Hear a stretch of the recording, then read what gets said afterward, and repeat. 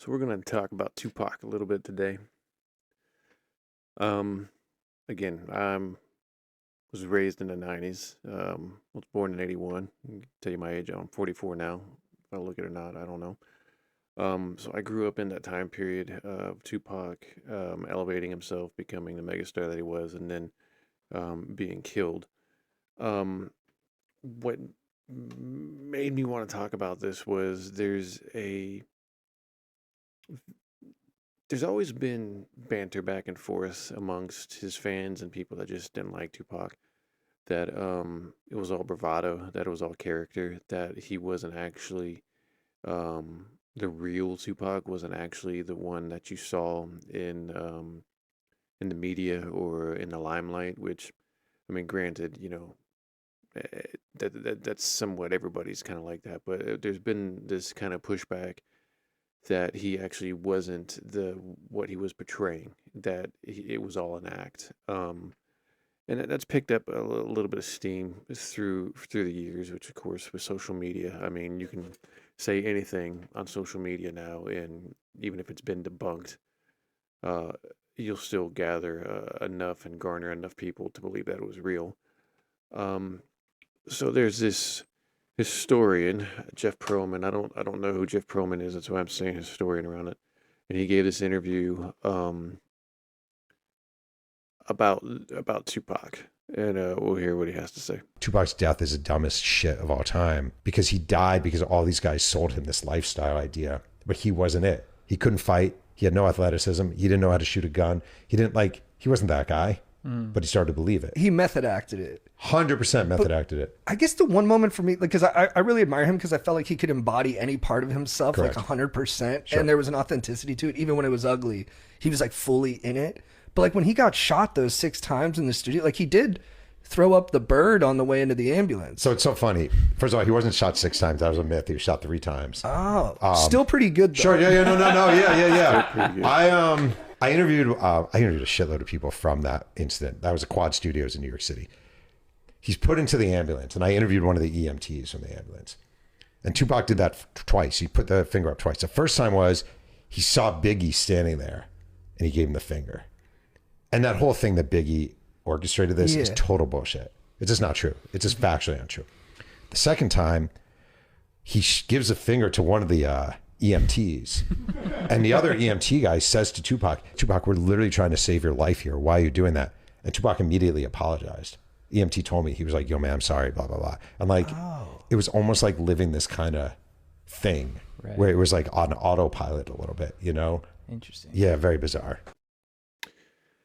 Well, one, Tupac didn't know how to shoot because, as you can see in the comments here, he was arrested for shooting at I think it was off duty Atlanta cops back in '93. That was a pretty big case, and it's the one where I think most people see the footage of him in the courtroom, just kind of staring across at the guys, which were the cops, I guess, giving their testimony, um, and kind of walking with it with the bravado that he had.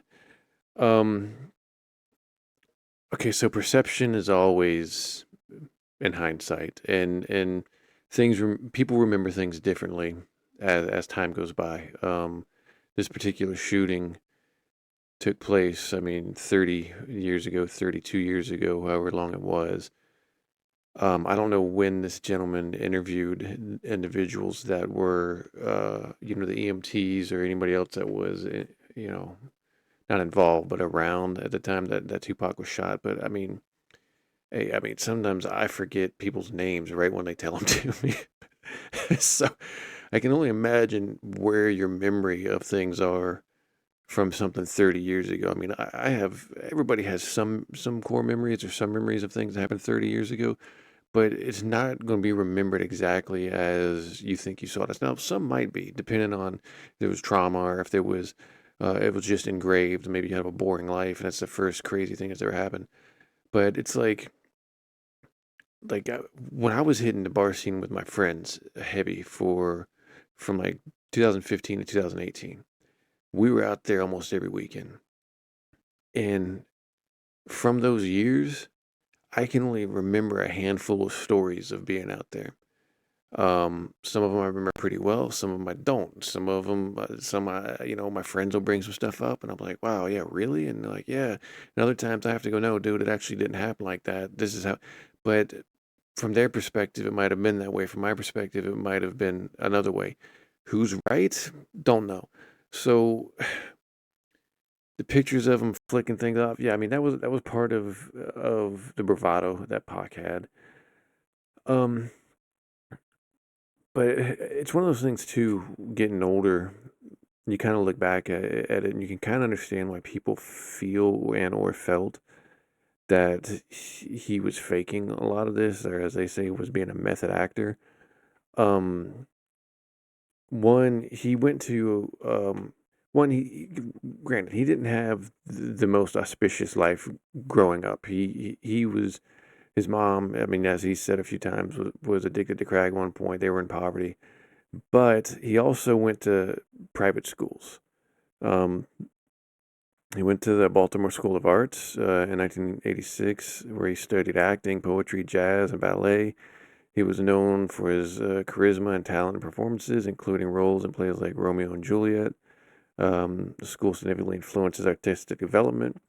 High school, he went to, before transferring to the Baltimore School of Arts. Tupac briefly attended his high school in Baltimore after moving to, okay.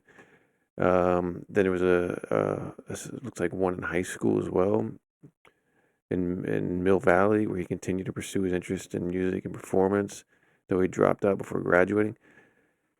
So I know there's some people that they try to attach that he went to Juilliard. He never went to Juilliard. He never went to, so that's just plain false. If anybody ever says that he went to Juilliard, he didn't. Um, you shouldn't be surprised that a lot of singers actually like went to art schools or were involved in the artistic side of stuff. Now, granted, when I was growing up in the '90s, like being in theater, being in any kind of creative arts, there was still that perception of being a nerd or a geek. Like that stuff was still out there, even up until I was in like high school. And you got to remember, times were different then. It's not like today where everybody puts their personal and personal private life out for everyone to see. You could hide things that people would never know about. I mean, they're finding out things. Of course, the whole thing with Diddy showing up. So a lot of people that were fans of his didn't know, that he was into this kind of stuff. He might have talked about it, and some people might have understood, but for a lot of people, it just went over the head. Or for a lot of people, they didn't watch those interviews. They just watched the throwing up the middle fingers, the yelling "Thug Life," the rapping and stuff like that. But there are plenty of interviews out there where he's speaking at a very highly intelligent level of Shakespeare, of poetry, of movies and acting. But the focus at that time was about what was considered gangster rap. Um, I mean, it had a grasp on American culture for those 4 or 5 years that most music won't or can't aspire or even grab.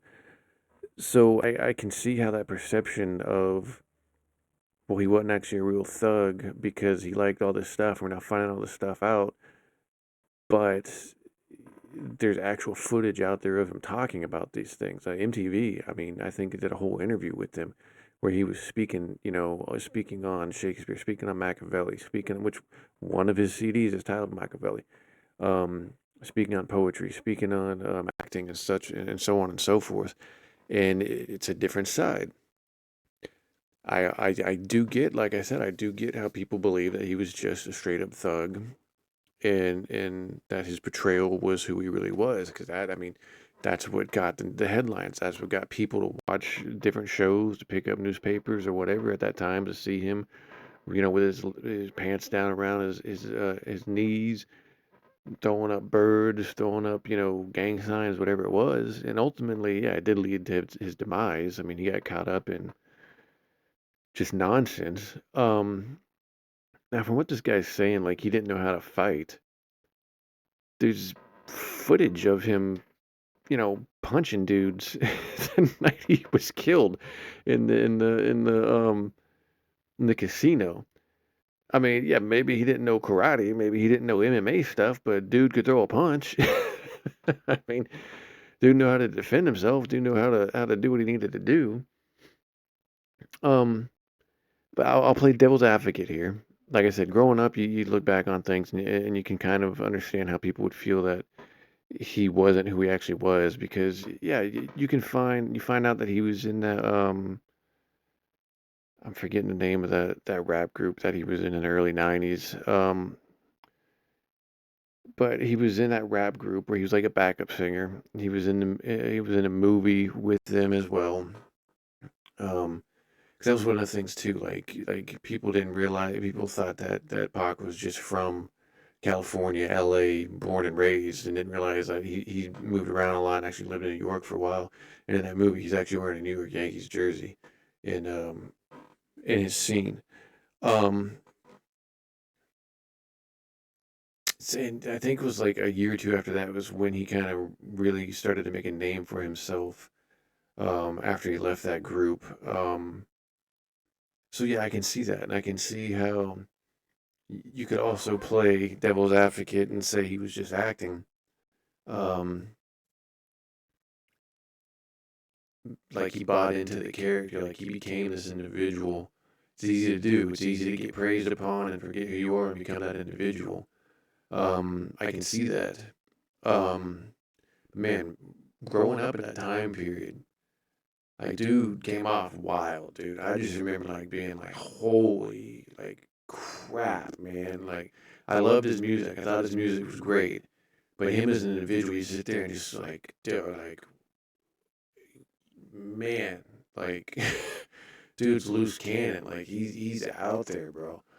Um, but then again, then you'd see those specific interviews where he'd sit down and actually, you know, give intellectual points on things.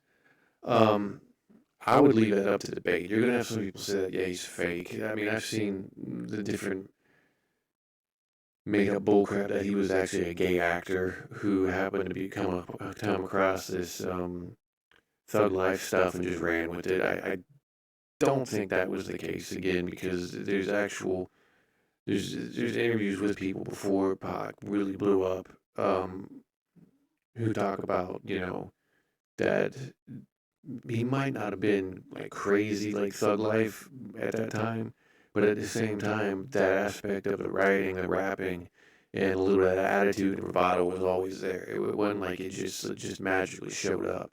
Did he get lost in that thug life stuff? Yeah.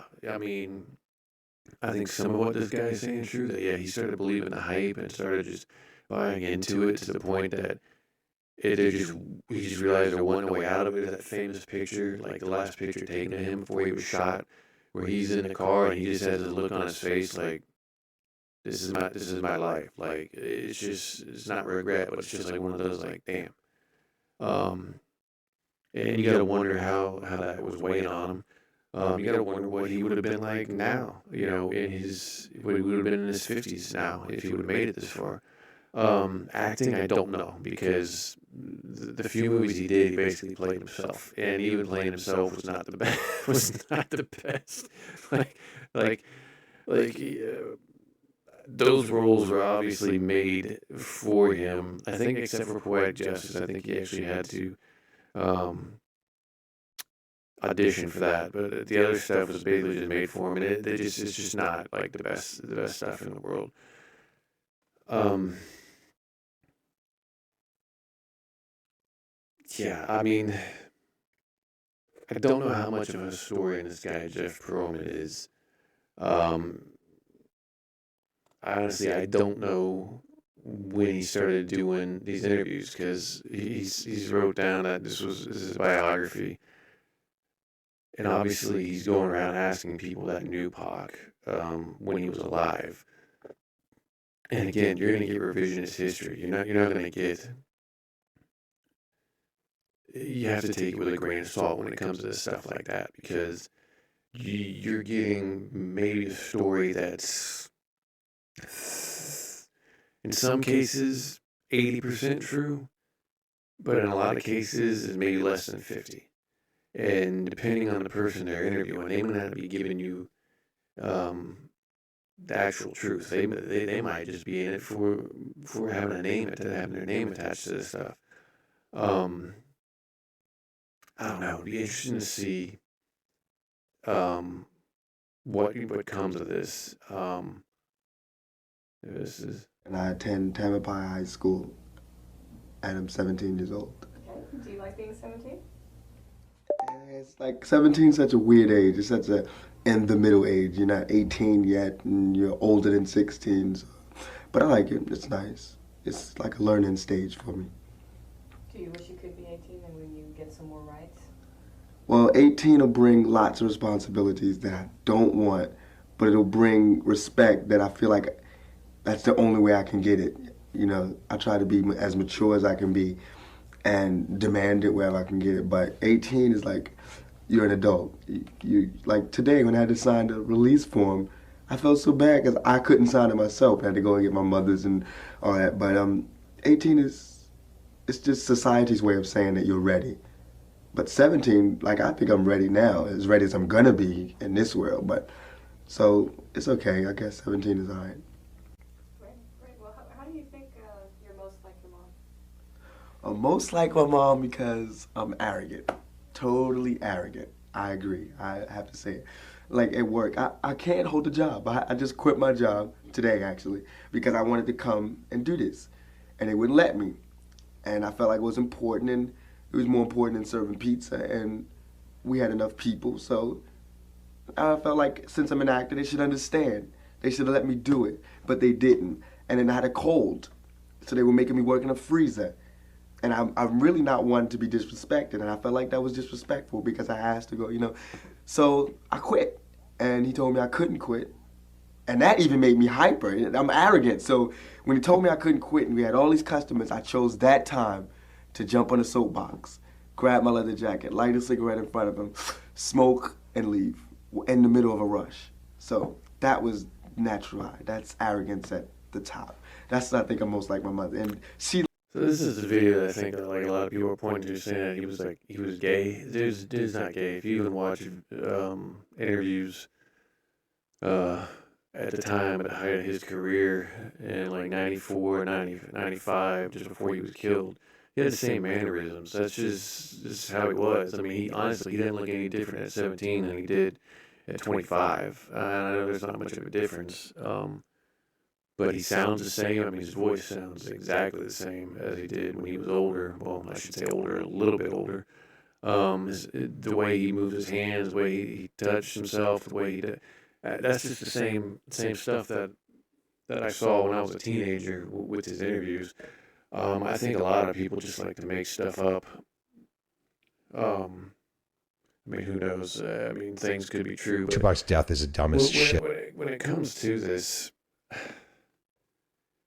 I mean, honestly, this is just for people that were probably born in that time period. If you weren't alive when Tupac was alive, you're never going to fully understand the dynamic that he had, not just on pop culture, but on the country. I mean, my grandparents, knew who Tupac was, and they were pretty conservative, and so they hated that aspect of the culture, the gangster rap and that mentality. They thought it was, the downfall of society, which say what you will about rap music, um, positive, negatives. Um, Both of them are validated as far as what the effect it has on the culture and different cultures. But his dynamic, I mean, it was one of those where it's just like when you're out at night and you see like a shooting star just light up and then fade out. That's exactly just what it was. Like he showed up, just you know, glowed brightly through the sky, and then just went out with like a brilliant force and just disappeared. Um, so yeah, if you weren't alive when Tupac was alive, it came off a little strange. If you weren't around when Tupac was alive, you're not going to understand this concept, and you could sit there and honestly believe what this guy Jeff Pearlman is saying and believe that Tupac was fake and Tupac was just acting. But if you were in it, you actually saw his dynamic, both sides, the outraged, arrogant side, which he talked about when he was younger, and then just the calm, cool, collective, which he was giving you right then when he was sitting there giving that interview.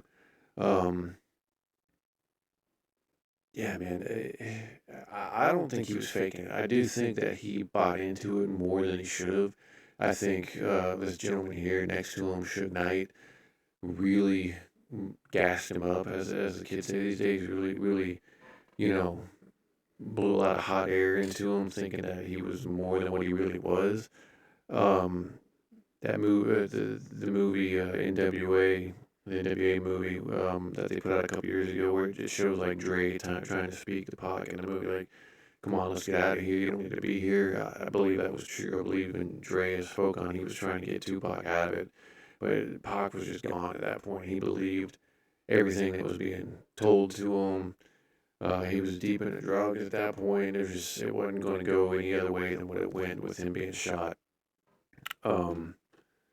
Sucks, but at the same time, who knows what would have happened to his legacy if he would have lived longer. But hey, yeah, give me your thoughts on it. Let me know how you feel about it. Was he just acting? Was it a ploy? Was it a way just to get famous? Was that who he really was, or was it a bit of both? Hey, like and subscribe. I know I should say that at the beginning, but I never do.